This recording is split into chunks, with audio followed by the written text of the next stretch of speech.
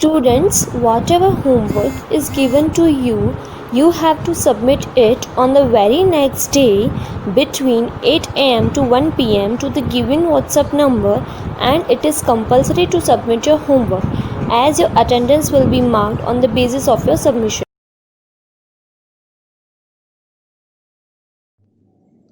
नमस्कार विद्यार्थी मित्रों, आज हम लोग स्टैंडर्ड 10th सब्जेक्ट हिंदी और लेसन नंबर जो है 4, एक प्रश्न 4 उत्तर, इसके बारे में थोड़ा हम लोग पढ़ेंगे। ये जो एक प्रश्न और 4 उत्तर जो है, इसके रचयिता जो है श्री प्रकाश। थोड़ा श्री प्रकाश के बारे में भी हम लोग जानेंगे। श्री प्रकाश हिंदी के जाने माने साहित्यकार हैं। उन्होंने अपनी लेखनी के द्वारा राष्ट्रभक्ति, सांस्कृतिक उत्थान, सामाजिक उत्थान एवं समसामयिक उस समय की जो परिस्थितियां थी, उन समस्याओं पर, उन परिस्थितियों पर उन्होंने प्रकाश डाला है। उनकी भाषा सरल एवं सहज है। उन्होंने निबंध, लेख, संस्मरण, जीवनी पर भी अपनी कलम चलाई, यानी लेख लिखा हुआ है। छोटी छोटी बातों पर गहरा चिंतन उनके साहित्य में हमें देखने को मिलता है। प्रस्तुत पाठ में श्री प्रकाश द्वारा पूछे गए एक ही प्रश्न के उत्तर 4 महानुभाव, 4 जो लोग हैं, ने अपने अपने ढंग से, अपने अपने तरीके से दिया है। हमारा देश तभी उन्नति कर सकता है जब देश का प्रत्येक नागरिक पूर्णतः ईमानदारी, लगन एवं निष्ठा के साथ अपना छोटे से छोटा कार्य करेगा। यही चारों महानुभावों के द्वारा दिए गए उत्तरों का निष्कर्ष है। लेखक को यह प्रश्न अक्सर कचोटता रहता है कि देश में कई विशेष पुरुषों के होने और बड़े बड़े आंदोलन होने, हमारे देश में बड़े बड़े आंदोलन हुए, इसके बावजूद भी हमारा देश उन्नति क्यों नहीं कर रहा, तरक्की क्यों नहीं कर रहा। अवसर आने पर वे यह प्रश्न अपने उन विदेशी मित्रों से भी पूछते हैं जिन्हें यहाँ रहते हुए देश के बारे में अच्छी जानकारी होती है। और जो उनके भिन्न भिन्न जो मित्र हैं, वो एक ही प्रश्न के भिन्न भिन्न उत्तर देते हैं। लेसन जो है वह शुरू होता है कुछ इस तरह कि सबको ही कुछ न कुछ खप्त होता है। खप्त का अर्थ होता है धुन। मुझे भी कई बातों का खप्त है। उनमें एक यह है कि जब किसी विदेशी से मेरी मित्रता हो जाती है और उन्हें सहृदय का अर्थ होता है दयालु पाता हूँ, साथ ही यह समझता हूँ कि हमारे देश में बहुत दिनों से रहने के कारण वे पर्याप्त अनुभव भी प्राप्त कर चुके हैं, तो उनके किसी शुभ अवसर पर मैं पूछता हूँ, आप कृपा करके यह बतलाएं कि क्या कारण है कि हमारे देश में इतने विशेष पुरुषों के रहते हुए, इतने बड़े बड़े आंदोलन के होते हुए देश जो है हमारा उन्नति नहीं कर रहा, तरक्की नहीं कर रहा। ऐसा मालूम हो रहा है कि हम ज्यों के त्यों पड़े हुए हैं। अवश्य ही हमारे मित्र इससे चकित होते हैं, उत्तर देते संकोच करते हैं, संकोच, हिचक, और शिष्टता के नाते क्षमा चाहते हैं, शिष्टता, अच्छाई के नाते क्षमा चाहते हैं। पर मैं उन्हें छोड़ता नहीं और उनको उत्तर देने के लिए बाध्य कर लेता। जैसे ही लेखक प्रश्न करते हैं, भाई हमें इसके बारे में नहीं पता, माफ करें, कहकर वो प्रश्न से पल्ला झाड़ लेते हैं। लेकिन लेखक कह रहे हैं कि मैं उन्हें छोड़ता नहीं और उत्तर देने के लिए बाध्य कर लेता हूं, मजबूर कर देता हूं। लेखक कह रहे हैं कि मेरे पहले जो मित्र है एक वृद्ध ईसाई पादरी हैं। वे 36 वर्षों से भारत में ईसाई मत के प्रचार में तो उतना नहीं, पर सपत्निक देश के दरिद्र नर नारियों की सामाजिक सेवा में लगे रहे। मेरे हृदय में उनके लिए बड़ा सत्कार और प्रेम है। उनका उत्तर थोड़े में यह है कि तुम लोग अपने काम में गर्व नहीं लेते, हम लोग अपने काम में गर्व नहीं लेते।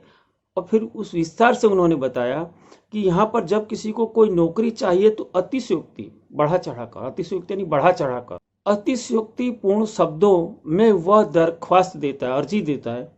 बहुत ही विनय और सम्मान के साथ वह आरंभ करता है और अंत में प्रतिज्ञा करता है कि यदि उसे स्थान मिल गए, नौकरी मिल जाएगी, तो वह सदा अपने मालिक की शुभकामना करे। पर जैसे ही उसे स्थान मिल जाता है, नौकरी मिल जाती है, वह अपने काम अर्थात अपनी जीविका के साधन को ही खराब समझने लगता। अन्य साथियों से मिलकर काम खराब करने के लिए नए नए षड्यंत्र रचने लगता है। और मालिक के नाकों दम कर डालता है। और देशों में लोग नौकरी की दरख्वास्त देते हैं, साधारण शब्दों में प्रार्थना पत्र लिखते हैं, और जब उन्हें स्थान मिल जाता है, जब उन्हें नौकरी मिल जाती है, तो वह इस तरह काम करते हैं जैसे संसार की गति उन्हीं पर निर्भर करती है, और वे यदि काम छोड़ दें तो वे संसार डूब जाए। ये पहले उनके मित्र जो है वृद्ध ईसाई, ये उनका उत्तर था कि हम लोग अपने काम में गर्व नहीं लेते। दूसरे जो उनके मित्र हैं, एक वृद्ध सरकारी कर्मचारी ICS के सदस्य हैं, 30 वर्ष से अधिक भारत में गवर्नमेंटी नौकरी कर हाल में पेंशन लेकर वापस स्वदेश गए। न जाने कैसे मेरी उनसे बड़ी मैत्री दोस्ती हो गई। वही सवाल मैंने उनके सामने भी रख दिया, पेश किया। उत्तर मिला, तुम लोग जिम्मेदारी नहीं समझते। विस्तार में इसका अर्थ ये था कि व्यक्ति का समिष्ट जो है, समिष्ट यानी समूह की तरफ जो कर्तव्य होता है उसे हम जानते ही नहीं। जो समाज के प्रति या समूह के प्रति जो हमारा कर्तव्य होता है हम उसे जानते नहीं, समझते नहीं। जो काम उठाया उसे करना चाहिए, यह गुण हम भूल गए हैं। किसी को किसी पर विश्वास ही नहीं रह गया। खाने की दावत हो तो न मेजबान को यह विश्वास है कि मेहमान समय से आएंगे, और न मेहमान को विश्वास है कि समय पर जाने से खाना हमें मिल ही जाएगा। मेजबान जिसने आमंत्रित किया हो, यजमान। मेहमान अतिथि। न गृहस्थ को विश्वास है कि धोबी और दर्जी वायदे पर कपड़े दे जाएंगे, और न धोबी और दर्जी को विश्वास है कि हमें समय से दाम मिल जाएंगे। रेलगाड़ी पर चढ़ने वाले को यह विश्वास ही नहीं कि पहले से बैठे मुसाफिर उन्हें स्थान देंगे, और पहले से बैठने वालों को यह विश्वास नहीं कि नया मुसाफिर धीरे से आकर उचित स्थान ले लेगा और व्यर्थ का शोर न मचाएगा, न और प्रकार से उन्हें तंग करेगा। सड़क पर चलने वालों को विश्वास ही नहीं कि आगे चलने वाला अपना छाता इस तरह से न खोलेगा कि उसकी नोक से मेरी आंख न फूट जाए, या पीछे चलने वाला मुझे व्यर्थ धक्का न देगा। किसी को किसी पर विश्वास ही नहीं रहा। हम अपना धार्मिक आदर्श ही भूल गए। संस्कृत की पंक्ति है, आत्मा न प्रतिकूलिन परेशा न समाचरते, अर्थात हम अपनी जिम्मेदारी नहीं समझते। ये दूसरे मित्र का उत्तर था। लेखक कह रहे हैं कि जो तीसरा मेरा मित्र है वह एक स्त्री है। 7-8 वर्षों से अपने को भारतीय बनाकर बड़े प्रेम और श्रद्धा से, बड़ी तत्परता से वे भारत की सेवा कर रही हैं। असहयोग आंदोलन में वे जेल भी जा चुकी हैं। कई कारणों से भारतीयों का निकटतम अनुभव उन्हें कई कार्य क्षेत्र में हुआ है। उनको भी मैंने घेरा। उनका उत्तर था, तुम लोग बड़े आलसी हो। अर्थात हम लोगों ने श्रम की महत्ता नहीं पहचानी। मेहनत करना तो हमने मर भूखों का काम समझ रखा है। मर भूखे यानी भिखारियों का, जो भूखा रहता ऐसे का काम समझ रखा है। बड़े लोगों का काम तो केवल बैठे रहना। इसी को चरितार्थ करते हुए एक पंक्ति है कि अजगर करे न चाकरी, पंछी करे न काम, दास मल्लुक कह गए सबके दातारा। हम भूल गए कि संसार में जो बड़े हुए हैं वे सब अधिक अथक परिश्रमी रहे, अथक परिश्रमी रहे। जब हम परिश्रम ही नहीं करेंगे तो सफलता हमें कैसे मिलेगी। आरंभ शुरा यानी किसी काम को शुरू करने में तो हम पहले, पर हमें लगन नहीं है, और इसी कारण न हम अपने रोजगार में और न अपनी गृहस्थी संबंधी सार्वजनिक कार्य में सफल होते। रोने पीटने झिकने में जितना समय हम बिताते हैं उतना यदि काम में बिताएं तो हम देश की और अपनी काया पलट सकते हैं। हम लोग बड़े आलसी हैं। लेखक का जो तीसरा मित्र जो एक स्त्री है उसने ये उत्तर दिया। लेखक के अब जो चौथे मित्र हैं वह भी एक वृद्ध स्त्री है। वो संसार में प्रसिद्ध थी। मेरे कुल से यानी परिवार से उनका बड़ा प्रेम था, स्नेह था। मेरे पितामही तुल्य थी। उनको भी मैंने तंग किया। आपने तो अपने 40 वर्ष हमारे देश की विविध सेवाओं में लगा दिए हैं। आपको तो बतलाना ही होगा कि हमारा क्या दोष है जिससे हमारी उन्नति नहीं होती। उनका उत्तर था, तुम लोगों में उदारता नहीं। उन्होंने फिर उसके बाद उत्तर दिया कि भारत में लोग दूसरों को आगे नहीं बढ़ाते, स्वयं को ही हमेशा आगे रखना चाहते हैं। गुणी नौविकों को अपनी योग्यता दिखलाने का मौका ही हम नहीं देते। उनके मरने के बाद उनका हम काम खराब करते हैं। वास्तव में वृद्ध की बातें ठीक थी। अतः अंत तक पिता पुत्र को घर का काम नहीं बतलाता। कितने ही कुटुंब इसके कारण नष्ट हो गए, बड़े बड़े गुणी अपनी विद्या साथ लेकर मर गए, और इस कारण कितने ही वैज्ञानिक आविष्कार, औषधि आदि लुप्त हो गए। पेशों में तो इतनी प्रतिद्वंद्वता हो गई, स्पर्धा हो गई है कि बड़ा छोटे को काम ही नहीं सिखलाता। सार्वजनिक जीवन में तो इतना विपद दिख पड़ता है कि चित्त व्याकुल हो जाता है, कितना काम बिगड़ता है, किसी का ध्यान ही नहीं किया। कोई किसी को काम ही नहीं सिखा रहा, कोई किसी को आगे बढ़ाना नहीं चाह रहा।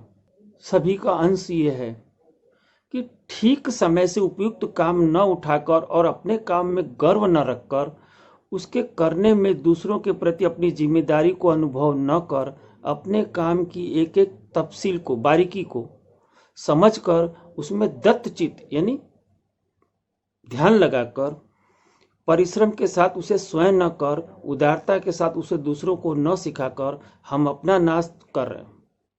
चारों मित्रों ने एक एक अंश हमारे दोषों का बतलाया। उन्होंने उन सबको मिलाकर मैंने उत्तर पूर्ण कर दिया। यदि और भी सूत्रवत सत्य कोई जानना चाहे तो मैं कहूंगा कि हम नागरिक कर्तव्य और अधिकारों को भूल गए। हम अधिकार तो चाहते हैं, लेकिन नागरिक के रूप में हमारा क्या कर्तव्य है हम उसे नहीं जानते। बड़े से बड़े नेता के होते हुए भी हम साधारण जन उनसे कोई लाभ नहीं उठा रहे। हम उनकी मूर्ति की स्थापना करते हैं, उनका जय जयकार हम करते हैं, पुकारते हैं, और इसी में अपने धर्म की तीसरी समझते हैं। बस इतना ही हमारा कर्तव्य है। हम उनके कहे अनुसार चलते नहीं, आदर्शों के अनुसार अपने जीवन का संगठन नहीं करते, और यही कारण है कि हम वहीं के वहीं रह गए। संसार वेग से चला जा रहा है और हम ज्यों के त्यों वहीं तटस्थ हैं, अटल हैं। सामने सब कुछ है जो आकर हमारा काम कर दे। दूसरा क्या कर सकता है जब हम खुद कुछ नहीं करना चाहते? जब हम अपने लिए नहीं कुछ करेंगे तो दूसरा भला हमारे लिए क्या करेगा? यदि हम ख्याल रखें कि देशभक्ति केवल व्याख्यान, भाषण देने में नहीं, किंतु ठीक तरह से काम करने में है, यदि हम ये अनुभव कर सकें कि हम कर्तव्य ठीक प्रकार करते हैं, तो हम किसी भी देशभक्त से कम नहीं। अगर हम, ये पंक्ति बड़ी सूचक है, किंतु ठीक तरह से काम करने में है, और यदि हम अनुभव कर सके कि हम कर्तव्य ठीक प्रकार करते हैं, तो हम किसी भी देशभक्त से कम नहीं। और बहुत से बड़े लोग हैं जो इस नाम से प्रसिद्ध किए गए हैं, यद्यपि हमारा कार्य क्षेत्र संकुचित, सीमित दायरे में क्यों न हो। हम केवल धोबी, दर्जी, किसान, मजदूर, दुकानदार, पहरेदार, गांव शिक्षक ही क्यों न हो, तो हमारा देश एकदम जाग उठेगा। उसके एक एक अंग में जान आ जाएगी, और हमारे व्यक्तिगत जीवन के संगठित होते ही सारा देश और मनुष्य समाज स्वतः संगठित हो जाएगा। देश को केवल उपयुक्त ऐसे नागरिकों की ही आवश्यकता है, किसी दूसरे प्रकार के मनुष्य वस्तु की नहीं है। लेखक जो है इस लेसन को समाप्त करते हुए कह रहे हैं कि इन चार विदेशी मित्रों के जवाब को स्पष्ट करते हुए कि हम ठीक से काम न उठाकर अपने काम में गर्व नहीं करते, और उस काम को करने में दूसरों के प्रति अपनी जिम्मेदारी का अनुभव हम नहीं करते। हम अपने काम को भली भांति समझकर उसमें तल्लीनता होकर परिश्रम के साथ उसे खुद नहीं करते। हम अपने गुण उदारता के साथ दूसरों को भी नहीं सिखाते, इसीलिए हम स्वयं अपनी बर्बादी कर रहे हैं। ये लेखक का अंत में स्पष्टीकरण था। दोस्तों, अंत में, लेसन के अंत में मैं दो पंक्ति कहना चाहूंगा कि मीठे मीठे शब्द में हमदर्दी का खेल, मीठे मीठे शब्द में हमदर्दी का खेल, भ्रष्ट तंत्र के जोर से प्रजातंत्र है फेल। फिर से एक बार, मीठे मीठे शब्द में हमदर्दी का खेल, भ्रष्ट तंत्र के जोर से प्रजातंत्र है फेल। और मित्रों, ये लेसन यहाँ पे हमारा समाप्त हुआ। सभी विद्यार्थी जो है इस लेसन का जो एक्सरसाइज है अपनी नोटबुक में लिख लेंगे, और अगर कोई समस्या हो, कोई कठिनाई हो तो मुझसे संपर्क करेंगे।